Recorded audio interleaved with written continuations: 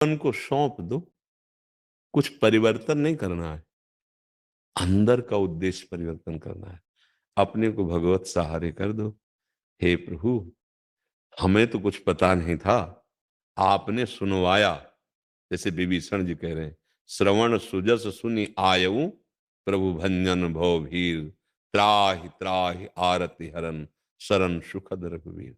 मैं भूला था, मानता हूं, आपने मुझे जगाया। हे नाथ, आज से मैं अपना जीवन आपके हवाले करता हूं। अंदर की बात कह रहे हैं, अगर हृदय से रखोगे तो फिर वो किसी न किसी रूप में आपको संभालते रहेंगे। जब कहीं भक्त को कोई संकट होता है और कोई बचाने वाला नहीं होता, वो कोई ना कोई रूप रख के आ जाते हैं और सहयोग करते हैं, अंदर से और बाहर से भी। हमको एक बार हृदय से शरणागत होना है, एक बार हृदय से, सच्चे हृदय से, फिर वो संभाल लेते हैं। तो सच्चा हृदय कैसे बने ना, इसीलिए सत्संग सुनाया जा रहा है, इसीलिए नाम जप किया जाता है। एक बार वो आर्त भाव से जब शरणागत हो जाता है, तो अपिचेत सुदुराचारो भजते माम अनन्य भाग, साधुरेव समंतव्या सम्यक व्यवसिता हिसा। वो चाहे जितना बड़ा दुराचारी रहा हो, भगवान कहते हैं, केवल हृदय से स्वीकार कर लिया कि प्रभु गलती हो गई, आपके सिवा कोई मुझे क्षमा करने वाला नहीं है, प्रभु आपके सिवा कोई मुझे अपना मानने वाला नहीं, नाथ मैं आपका, भगवान संभाल लिए। तो उसी को चौपाई में गोस्वामी जी कह रहे हैं, जो नर होई चराचर द्रोही, आवे सब है शरण तकी मोही। संपूर्ण विश्व का द्रोह करने वाला पापी हो, अगर उसको भी ये ज्ञान हो जाए कि मेरे से गलती हो गई, प्रभु की शरण में कोटि विप्रबध लागे जाहू, आए शरण तजहू नहीं ताहू। करोड़ों ब्रह्म ऋषियों का प्यारा भी हो, अगर उसे एक बात आ गई हृदय में कि प्रभु के सिवा मेरा कोई नहीं कल्याण कर सकता, मैं उसको भी नहीं त्यागूंगा। भगवान के वचन हैं, भगवान के। तो हम अगर हृदय से शरण हो जाए, तो भगवान जैसे अर्जुन का रथ की बागडोर पकड़ ली, मेरे जीवन की बागडोर पकड़ लेंगे, पक्का, निश्चित समझो। अपने लोग पग पग पर भगवान की दुलार और कृपा को देखा है, पग पग पर देखा है।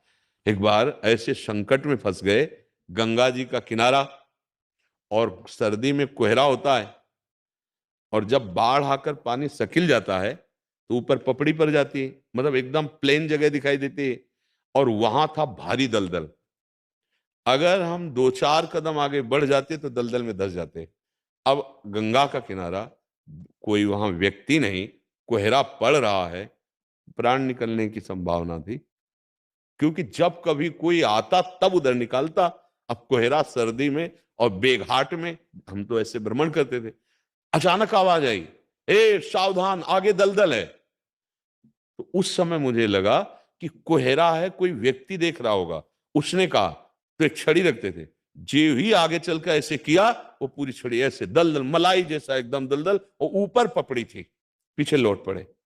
हमने काफी खोज की कि जो आवाज, वो हर समय रहता है, किसी न किसी रूप में वो आपको संभालता रहेगा। करो सदा तिनके रखवारी, जिम बालक राखे। पहले तो लगा किसी व्यक्ति का आवाज है, लेकिन जब तो लगा इस समय प्रातःकालीन धुंध मची हुई है, यहाँ कौन, मतलब मेरे भगवान मेरे को प्रतिपल देखे। वही विश्वास आगे बढ़ाता है ना। बचपन से कदम कदम पे देखा है भगवान का दुलार, पर अंदर से भगवान के सिवा हमारा ना कोई था, ना है और ना रहेगा।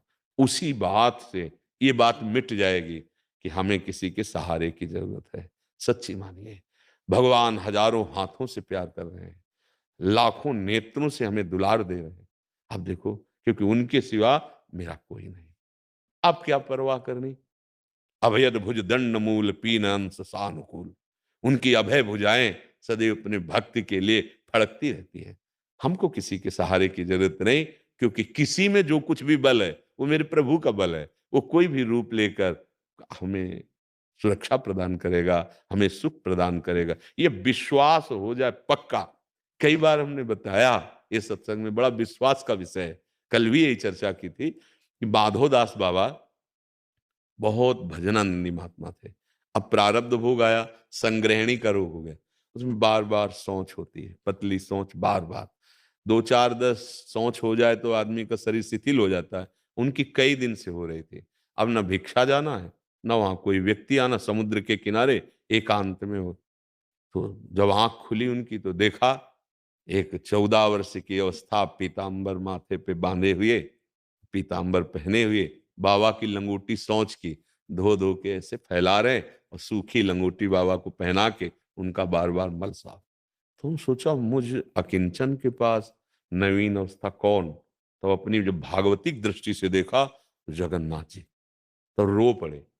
कहा प्रभु प्रभु आप ऐसा क्यों किए, आप में सामर्थ्य थी, यदि आपको दया आ रही थी तो प्रारब्ध मिटा देते हमारा, प्रारब्ध मिटा आपने बोले नहीं बाबा, प्रारब्ध भोग लो, मैं तो स्वयं तुम्हारी सेवा। नहीं आपने क्यों की, तो बोले बाबा जब आपके हृदय में मेरे सिवा किसी का आश्रय नहीं है तो मैं ही तो करूंगा सेवा। भगवान के अनंत पार्षद हैं, भगवान ने किसी एक पार्षद को आज्ञा नहीं करी, स्वयं भगवान ने। भगवान का जो सारथी दारुक है, विश्व ब्रह्मांड में जितनी अश्व कलाएं हैं सबका वो गुरु है। भगवान ने दारुक को नहीं आज्ञा की कि अर्जुन का रथ हाँकिए, स्वयं सरकार बैठ गए। भगवान का जो सारथी दारुक है ना, अरे भगवान का सारथी है।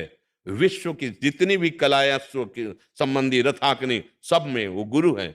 भगवान जगत गुरु दारुक जी को नहीं कहा कि चलो युद्ध में अर्जुन का रथ हाँक दो, हम क्यों द्वारिकाधीश्वर भगवान, नहीं, स्वयं भगवान।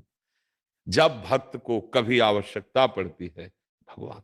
एक सेन भक्त नाम के बहुत उच्च कोटि के महापुरुष हुए हैं, सेन भक्त उनका नाम था।